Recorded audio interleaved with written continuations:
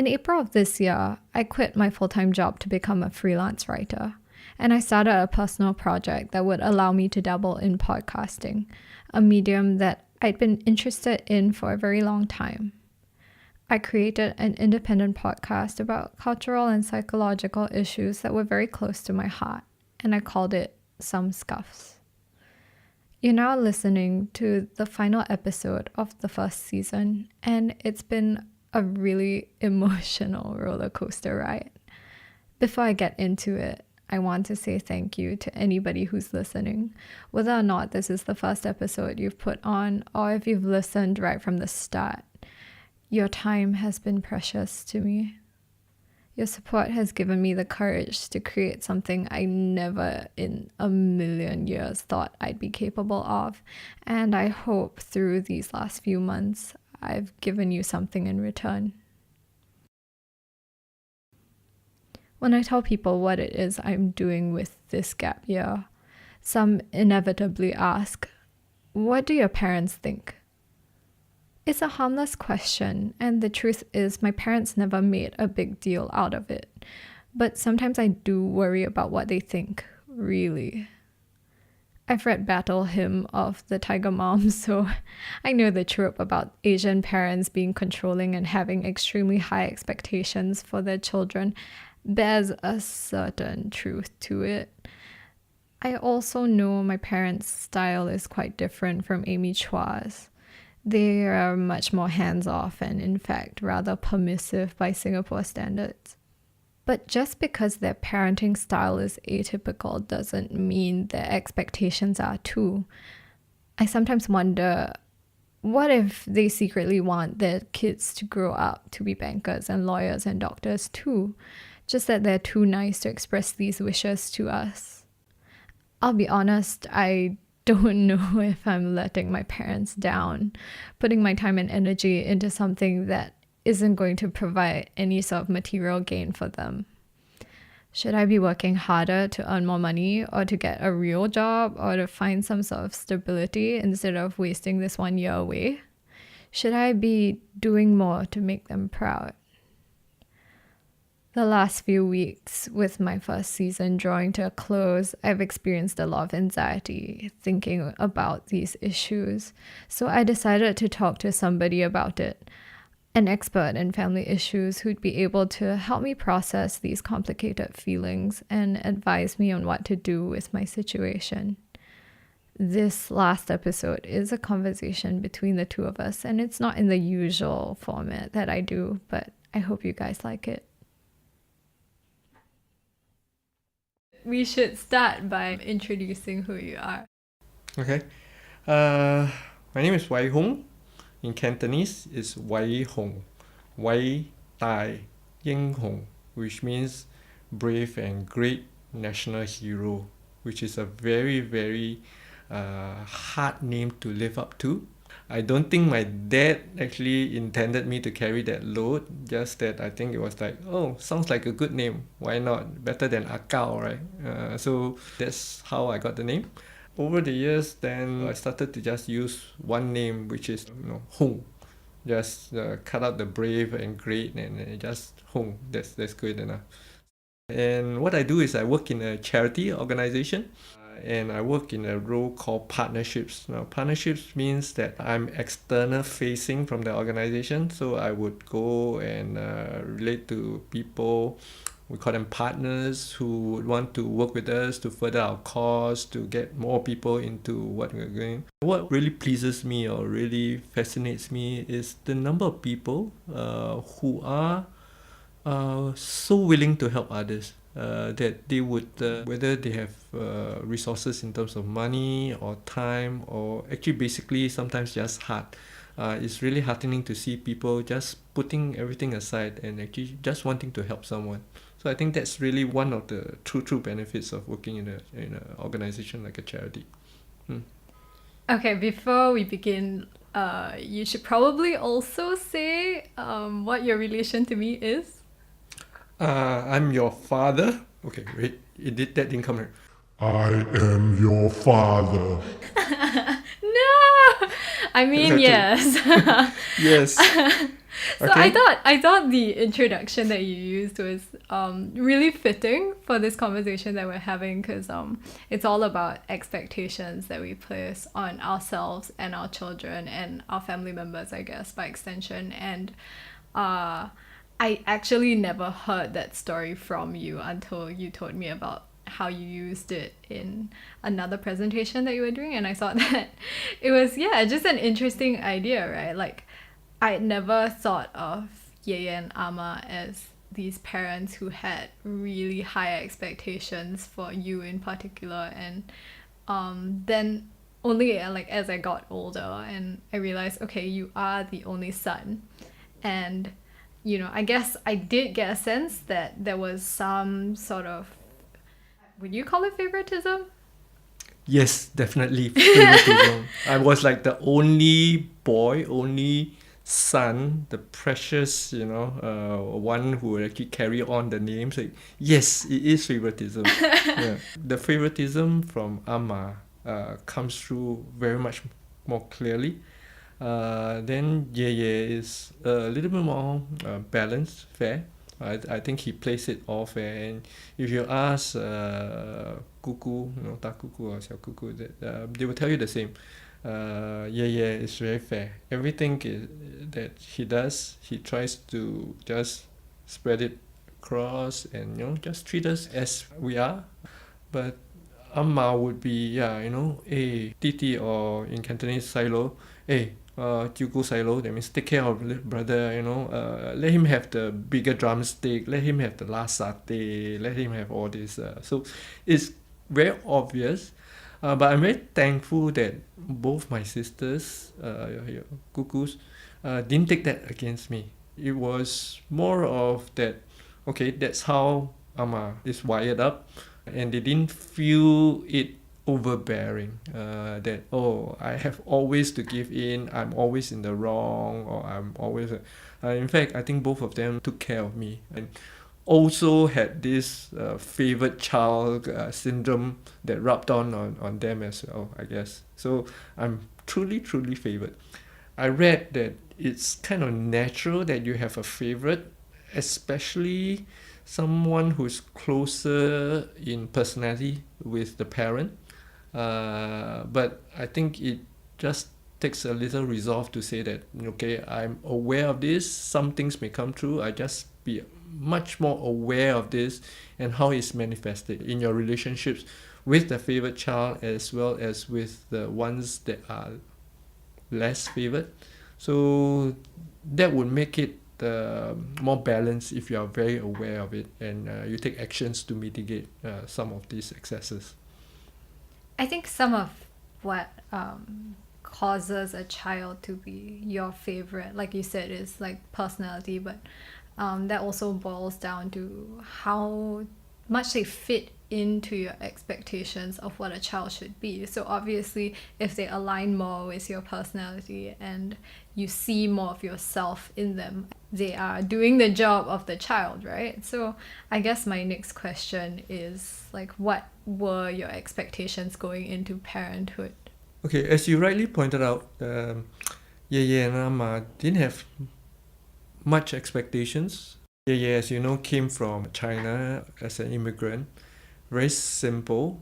If he could put food on the table, have a family, and the children go through school, that's good enough. Amma went through World War II. Her father had done quite well, but lost a lot of money through the Japanese occupation. And so expectations were not high. If we get by, if we live through the 60s, 70s, get a job, that's good. So coming into parenthood was the same for me. There was no expectations that any one of you would be a doctor, a lawyer, or any high-flying jobs. Your mom and I wanted you all to be just happy, people happy, adults, young adults, and that you would actually find your own way, and that you would just go about doing things that were meaningful. And I think we opted for more simplicity and basically maybe being more authentic, to live authentic lives rather than to actually live complicated and involved and messy lives. Sorry, I was trying not to roll my eyes there because that is just so freaking millennial. It's like you're trying to be We were millennials, in before the your time. 60s, yeah. We miss being hippies, so that's kind of like we need to look forward. Yeah. We miss the whole generation. Damn, I would have had so much fun if you guys were hippies. Yeah, that's right. One of the things that is very interesting about Asian families is that sometimes the expectation of our parents' expectations loom larger than the actual expectations. So, okay, that's a little bit of a mouthful, but Asian parents stereotypically will have a certain set of expectations, right? Like you mentioned earlier, the doctor, lawyer kind of path, or you want to make sure they get straight A's, do well, get a stable income, and then after that, eventually take care of you. So generally, because that stereotype exists, a lot of children grow up with the belief that their parents have these expectations of them as well. A lot of research suggests that because children have a perception of their parents' expectations that may or may not reflect reality, they end up wanting to be as perfect as possible, and this can be maladaptive, where they avoid situations where they might fail, or they beat themselves up for mistakes, or they themselves end up having very high expectations and they end up disappointing themselves rather than their parents. So I think it's quite crucial for there to be a match, or at least that knowledge of the actual expectations that are being set. And this doesn't ordinarily happen in your role as somebody who works in a charity that advocates for better family communication and for warmer, closer family dynamics. Do you have comments about this, and do you see this as a problem that happens not just with our family, which actually, to be honest, I think our family is, in comparison to other families, I think we understand what our parents' expectations are, although, and I'll get to this later, although I think we still have certain ideals that we strive for. But yeah. I would think that a lot of kids do want to please their parents. From a young age, they would learn what are things that they do to please their parents, what are things that they do that would displease their parents. So kids adapt, and amongst this is one of many things. Kids would then adapt their behavior to a place that they would please their parents most of the time. Then you would have the occasional kid who is so involved with himself that he doesn't really care. He doesn't do. Or he's a demon child. I haven't come across those yet, but I take your point. So parents, on the other hand, I think would love their children, but I think parents are more complicated. They have lived through a life, they have gone through their growing years, they have actually also gone through things that affect them. So the parents, with all their nuances, could live vicariously through their children, could want certain things for their children that they felt that they had, or on the other end would want the children to have that they did not have in life. So the parent is more convoluted, and when it comes to expectations of what their whole family looks like, and in particular what their child would grow up to be, a lot of parents have more complex ideas of that. I think the simplest would be like, the child will grow. I would actually work with them or with him or her, and we just go with the flow and kind of guide and nurture and expose the child to as much activities, interests as possible. And the other would be that, hey, our family has so many lawyers, our family has so many doctors, don't disappoint Amma, don't disappoint at least do something that's worthwhile. But I think through times, a lot have been put through media, in particular movies, TVs, that have actually taught a generation that, hey, you can't force that through. And yet, certain parents still have that kind of expectations. There's certain things that you still need to look at, responsibility to perhaps a future family, responsibility also to just people around you. Especially if the parents are actually well off and they can take care of themselves into retirement, then it's actually about the child developing this sense of self, and especially also about worth, that they can develop well, so that they would be able to just grow in that perspective and not be attacked, I think, by doubts of self-worth, doubts of what they are doing wrong, how they are not able to cope, and so on. So if you take that comparison out, yeah, I think it's really about just being comfortable with self. Yeah. So I think me and mom, we are probably more relaxed. We are more with letting the children just grow, that they are actually happy, comfortable, and have this good sense of self-worth, rather than to actually achieve a certain goal, or to want to actually be a certain type or certain personality or certain careers. Yeah, so I think that's probably not looming big in our minds. I believe what you said about, the media having its... So what don't you believe? I'll get to that.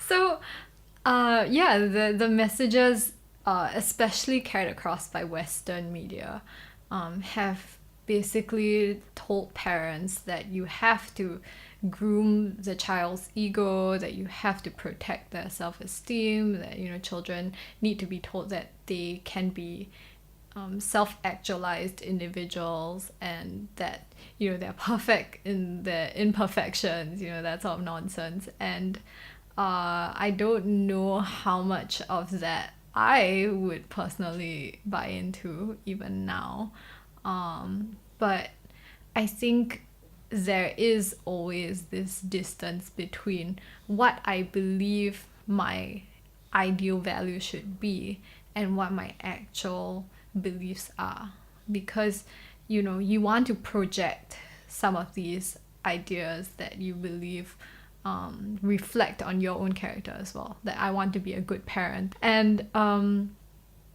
there's always this thing at the back of your mind that says, but yeah, realistically I do want, for example, a certain level of security in my retirement. Like, I don't want to be living off of my savings. It would be really nice if one of my kids was an investment banker working in Goldman Sachs, making tons of money. That's just like, it would be great if that happened.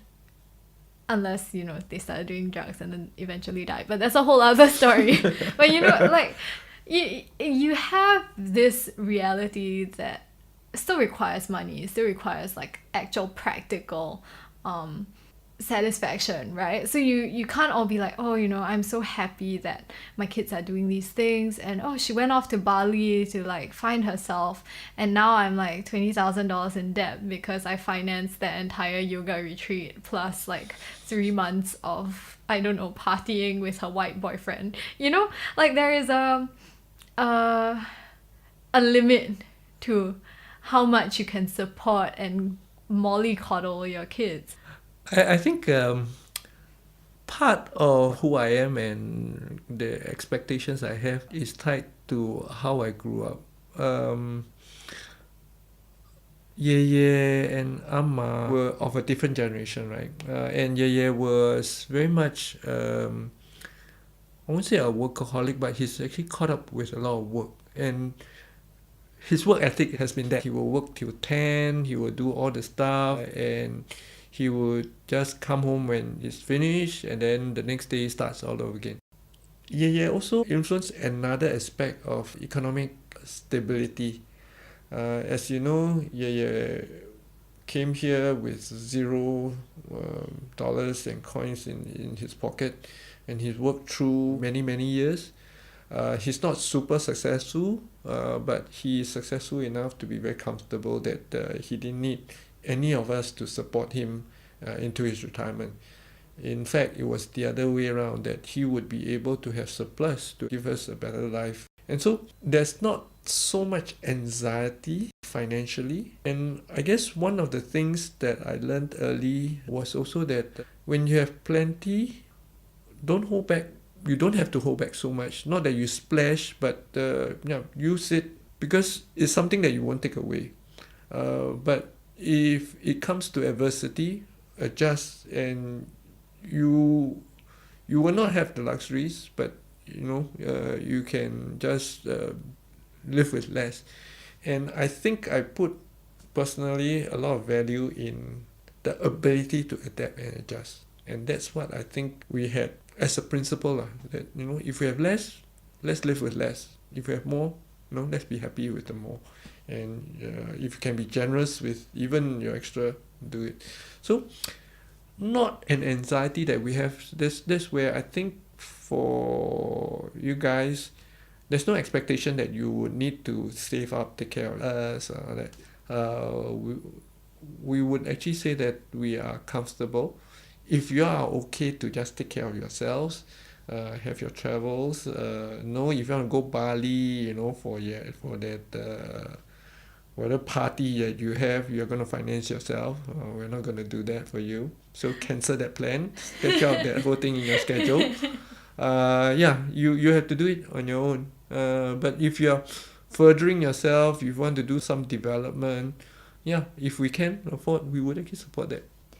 So it's interesting that you brought that up, because I think the value of money is one thing that a lot of us realize that we get from our parents.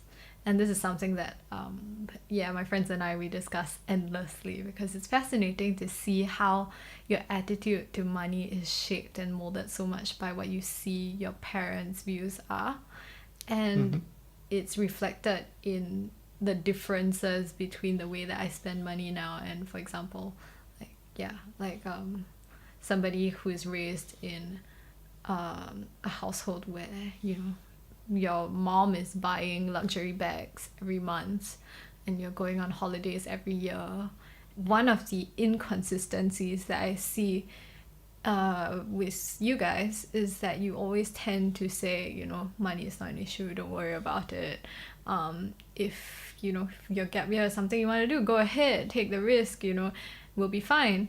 And then on the other hand, I hear mom saying things like, this dress is too expensive, I'm not going to buy it for myself, or I just bought a pair of shoes last year, I can't be buying shoes again. And I'm like, how is it possible that I can give up a full-time job to freelance and do random crap, and you guys can't afford a new pair of shoes? So that discrepancy is very glaring to me, and I don't know if you guys realize that it's there. Okay, I'll get mom to buy her new pair of shoes.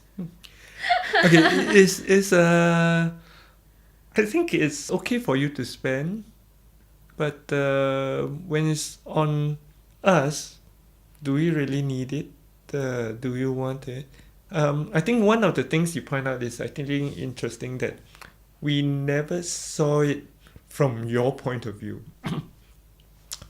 We see that, hey, it's okay to scrounge. We are at this age where we don't need to be flashy. We can deal with clothes that are very normal. We don't have to get a $120 shirt, something like a $20, $30 shirt would do, so be it, with shoes, handbags.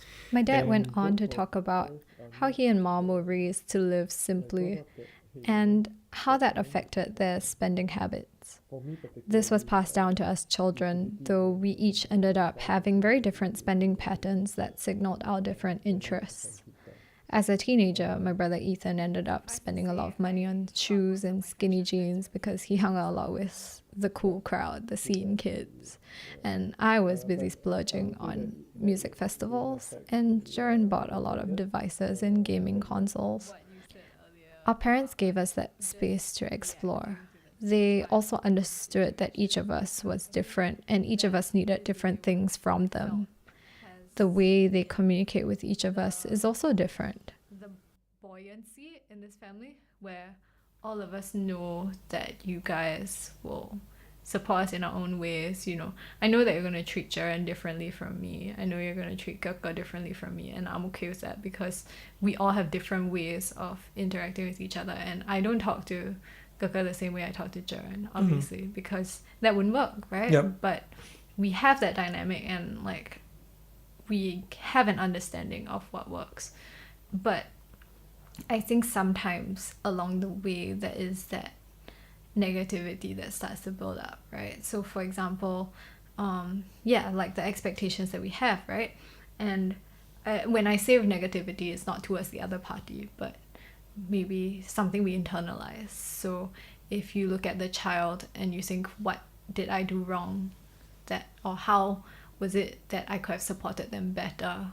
And what has caused them to land themselves in this situation? Or on the other hand, it could be as a child, right? I look at where I am now and I'm like, how did I get to this place where I'm not earning enough to even contribute anything to the family, right? And I guess my question is, how much of that falls on the parent to be able to ease the fears of the child or ease these anxieties? How much can we do to help? From a parent-child point of view, I think what really comes through is, I feel, one-on-one conversations. When a family spends a lot of time together and they talk together as a family, it's a good family bonding time where the dynamics actually work together, and that there's a cohesiveness, there's a ability of the family to tackle issues together and so on. But the one-on-one time really establishes a lot of time and trust between the child and the parent. And in these conversations, it could be lame conversations, it could be deep conversations, and of course the best is you can navigate all through. It has to start somewhere. I mean, it could start with jokes. With Taran, I remember one of the very first deeper conversations where we were laughing at the Indian Tamil horror show together. Oh, those are great. That was so awesome. I mean, actually, I realized that's a thing for you guys. The stupid movies, yeah. So the one-on-one just develops that trust and openness that, hey, I can say anything, and it's actually during those times that things can come out, and it also lays a platform for the next, hey, are you doing well? What's wrong? Is there something that's otherwise it's just a closed door. You cannot suddenly go to someone and say that, oh, tell me your deepest thoughts. It just doesn't work that way. So those kind of times are really precious, and those take time. Those also, I guess it's not to engineer those, but to actually have enough opportunities. I think we got so much closer after we started running together, that through the breakfast time we could talk and we could just shoot the breeze and just be able to just talk about all kinds of things, argue about all kinds of things. And it's very different from family. In fact, I think for our family, the converse is true. We probably have more one-on-one time and less of family time together. It's so true. I think a lot of people are very surprised when I say, oh yeah, I'm really close to my family. And then they're like, oh, do you do that thing where like you have dinner together Dinner. every day? I'm like, I don't think I can count the number of times I've dinner with you guys. Like, I mean, it's just, our time is so fragmented. I think the number of times we're together as a family, like as a whole, I think is less than 10 in the entire year, right? Like all Wow. together. But I'm Okay. thinking about it right now, and I just like a proper like family outing is probably one of our birthdays or Chinese New Year day 1, Chinese Chinese New New Year Year. day 2, No, Chinese New you have Year to lump it all day together. 3. It's just a one long ass weekend that nobody wants to remember. Yeah. Yeah, but it is true. I think the point that you brought up there is really the building of trust, because when I am one-on-one with you, when I understand like where you're coming from, and when we have like deeper conversations or lame conversations, like I feel that we can be more transparent. And when you have that clarity in your conversations, then you stop second guessing the things that people are telling you, right? You Yep. just assume that they're true. So I think we established that somewhere along the way, yeah, as we did our 5 a.m. runs, and as we just spent that time not really on purpose. And I think that's another thing that's very important, right? You create the opportunities, but you don't say, hey, we should do this thing at 8 p.m. every Saturday, you know, where we all come together and just, yeah, like talk. Like it's weird, and Yep. I don't know, Yep. like it doesn't, Come with a prepared script or something. yeah, like conversation topics, right? Like it just doesn't work. But then I guess not everybody can do that, because like it just requires a certain level of social competence, right? And particularly with a child that's anxious, and with a child that's, I guess, suspicious of other people, that can come across very negatively, you know, where it's like, why are you trying to pry into my life? Or why are you trying to dig up all of my flaws and scrutinize them, you know? And I don't know. I don't think I reacted so negatively, although I think I did go through that teenage phase where you just don't want anything to do with your parents, right? And I Yeah. apologize for those years. Those but- years were what mom said, where did my little girl go? Yeah. I think a lot of parents go through that. Yeah, but that's a normal thing. I don't think that's just reserved for people with social anxiety. But I think when you have the anxiety, the tendency is to be more wary of these one-on-one interactions with somebody whom you've known for so long but have never been able to open up to. You have that posture that you fall back on. And yeah, I'm not sure how we actually managed to bridge that gap, to be honest. It just sort of changed along the way. I think I grew up, and then I grew old. you grew old. Mm. Yeah. And I think also that the conversations that I was having with Jern and Kaka were changing. You know, we weren't just playing video games all the time, that we were having like actual conversations about things that were happening. And I mentioned this before, but I think one of the awesome things about this family is that Kaka just has no filter. And like he would just come back and be like, guess what dumb shit we did today at school? And then Yeah. there's like breaking into other people's lockers and getting in trouble, and like literally breaking things, and you're running around. And I think because for the first time I could see that, you know, he could be so candid about his life, and not that he got away with it. Yeah, I mean, you guys were never like, go you, do that. Like, keep going. I mean, it was always like, Yeah, But so at certain point, we actually felt that he was safe. We got to the point where he was reporting all these things. He was thought they were all funny and crazy. We got to a confidence that, hey, you know, it's still not good to be observing and cheering people on, but yeah, he was not doing most of the stuff. And yeah, so we took comfort in that. So that's interesting, because it goes back to trust, right? So now it's not him trusting you with this information, it's also you trusting him to make the right decision in those situations. And that's a very precious thing for a parent to have for their child. And I think he recognized that very early on, you know, or maybe it wasn't so much that he recognized it, but more that he was willing to test that, and you guys reacted to that kind of expectation well. I think the other thing with Keke was that we also want him to uh, kind of be upfront, open, and not try to hide things from us. And I think through that we gave him a lot of leeway.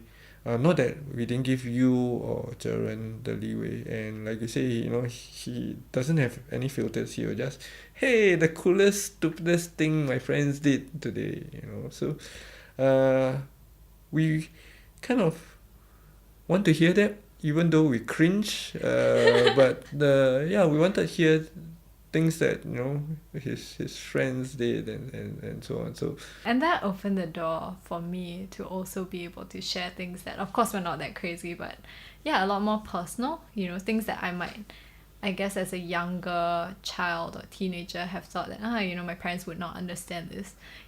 Modeling after Keke, I could basically tell you guys anything, with that assurance that it would be okay. You might be slightly disappointed, like when I came back with my first tattoo and mom was just like, what is this nonsense? And then like by the time it was the second one, she's just like, oh, again, Yeah. like Why would people want tattoos? I know, right? Kids these days. Yeah.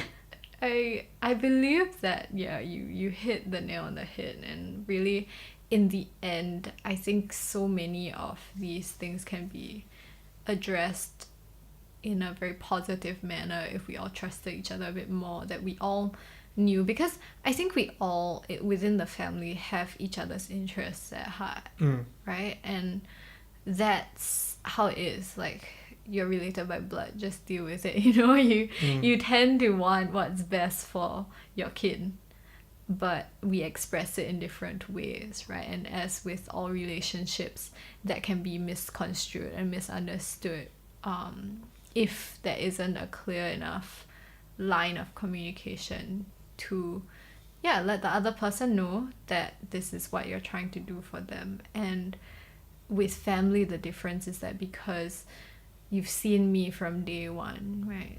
25 years of interaction after interaction, some of these things get reinforced, and they could be false ideas about one another, or they could be these little habits in our communication. I know that this annoys you, but because I'm so used to doing it that I can't be bothered to change, and my view might be just this is the way I am, and you should know this by now. You've known me for 25 years, right? So I think it's always a strange kind of relationship to navigate, and closing off of this first season for me has been very emotional, I think, because like right now I feel a little bit like I'm losing myself as a person, to this project, that I'm sort of buried underneath it, that everything I represent to people outside, this face that I'm carrying is my brand, and it's not me anymore.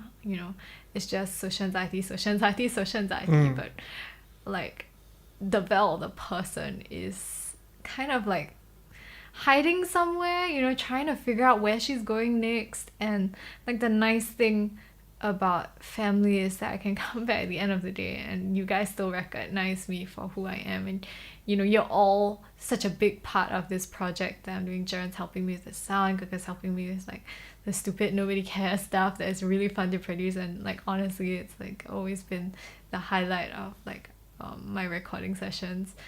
And it feels like a very safe space. But then like because you guys have been doing so much for me, I tend to also question like, what can I give back, what can I do for each one of you? And that's where that cycle of anxiety starts to feed like into like all the other anxieties, like, okay, am I contributing in terms of finances, am I taking up too much time from you guys, am I abusing the kind of freedom that you're giving me as a parent?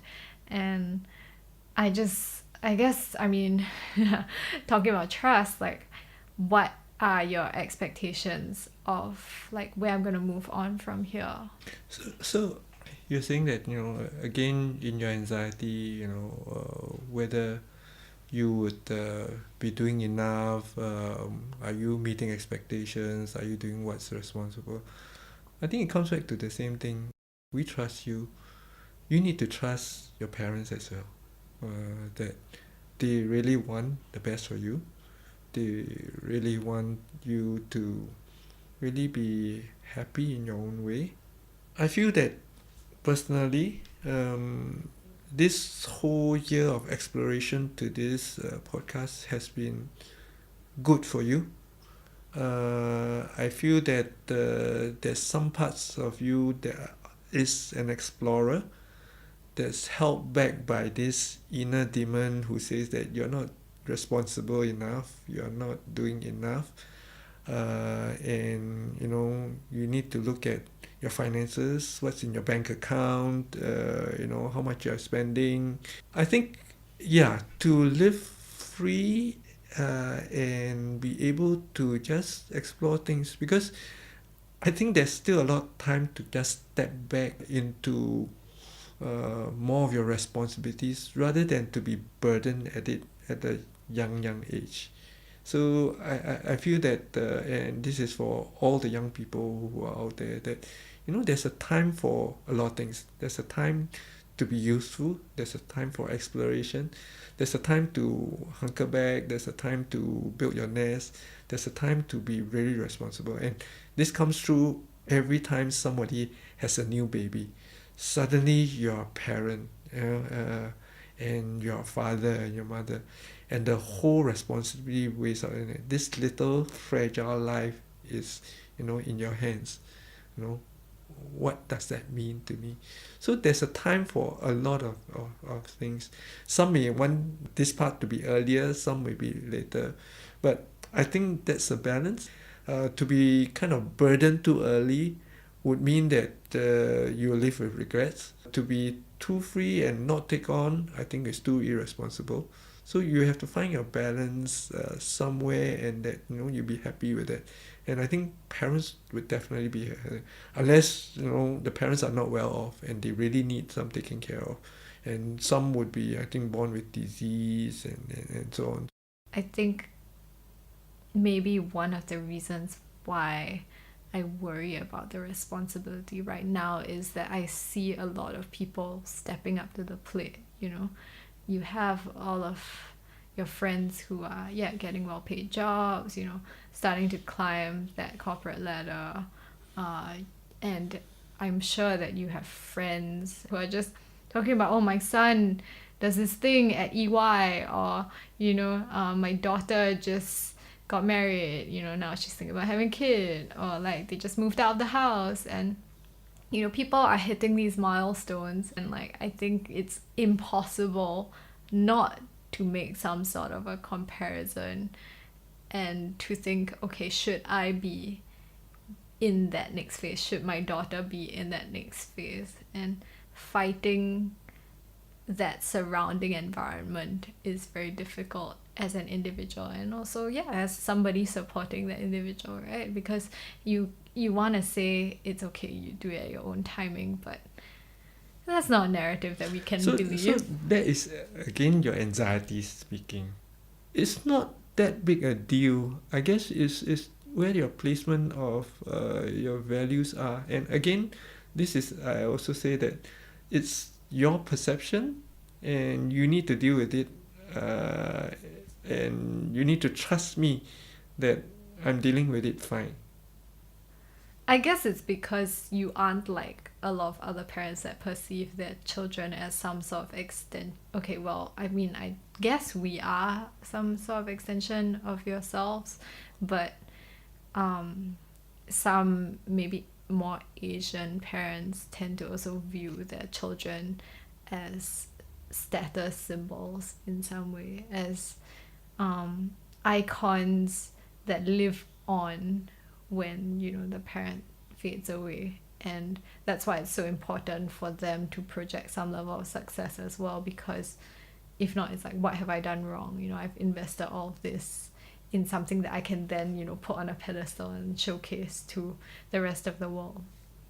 So, and I noticed that about like a lot of my friends' parents, you know, people who don't necessarily have good relationships with their parents, they'll say things like, oh, you know, what will the neighbors think, or what will your cousins or your aunts or your grandparents think if they saw you, for example, with this guy with so many tattoos, or if they found out that you quit your job to travel the world, you know, like what will other people think? So there tends to be I think some sort of a competition with other parents, you know. There are many ways to get into a successful life, and again, it depends on what you define as successful.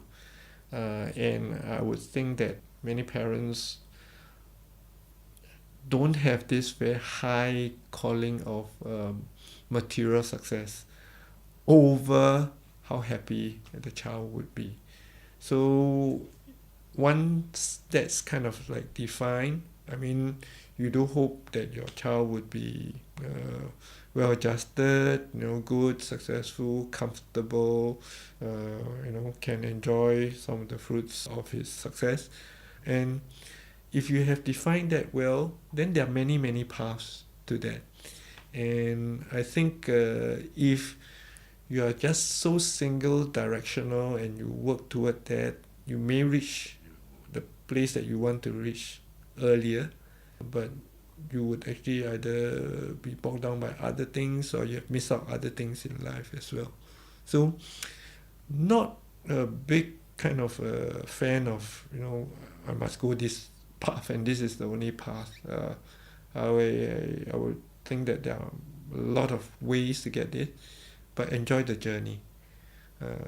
That's why I'm more of a go with the flow guy than directional. I think that's the benefit of many years of life experience that we as children sometimes forget that you guys have. It's like we get to a certain age and we're like, yeah, we've pretty much seen what you guys have seen, but no, not truly. I think there are variations that people will go through that as they grow up. So like you say, you know, at a certain age, your dad just not cool enough, you know, and he doesn't know anything. I know so much more than he just cannot keep up with things that are happening now. Then later on, like you say, you know, yeah, you know, that's not so bad after all. Yes, some things, you know, that he's learned. It's not that bad. For the record, I think like my dad is way cooler than all of your dads. Just saying, sorry. Yeah, I think that pretty much wraps up everything that I've wanted to ask you. At least, I mean, for this particular topic. Do you have any thoughts that you'd like to share before we close up? Uh, yeah, I guess mainly, I mean, for your listeners, that a lot of things that seems to be tensions, seems to be expectations that you have. I think do work that out within yourself. Don't let the expectations just boil up without talking to your parents or talking to people around you. Maybe your parents is difficult to talk to, but talk to your friends and so on. It's not good to have the anxiety build up within yourself. Just be free, talk to people, and you see that most of your anxieties may not be true, or that your anxieties are really not really founded, that you have created these anxieties. So talking to people is actually really, really good. And if you have, you can initiate a conversation, a one-to-one conversation with your mom, with your dad, and just like don't have to be so uh, intentional. Just do stupid things together, you know. Walk the dog together, you know, and just start having this one-on-one time. As time goes, it will develop, and you will start to talk more and more and more. So that's something that yeah, everyone can do.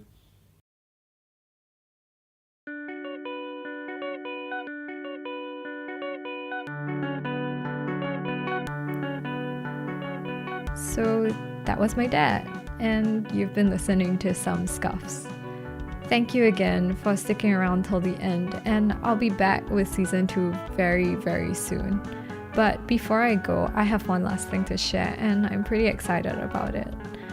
I will be at this year's Conscious Festival, organized by Green is the New Black. You might remember them from episode 10, What If We Can't Save the Polar Bears, which was all about eco-anxiety.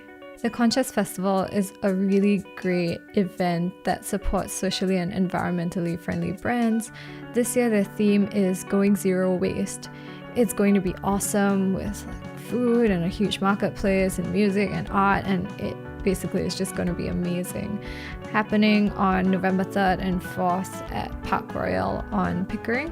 So you'll find me chilling out in our specially constructed social anxiety blanket fort that's open to anybody who gets freaked out by the crowd and needs a break from all those humans. So please come by, say hi, hang out, and I'll see you there.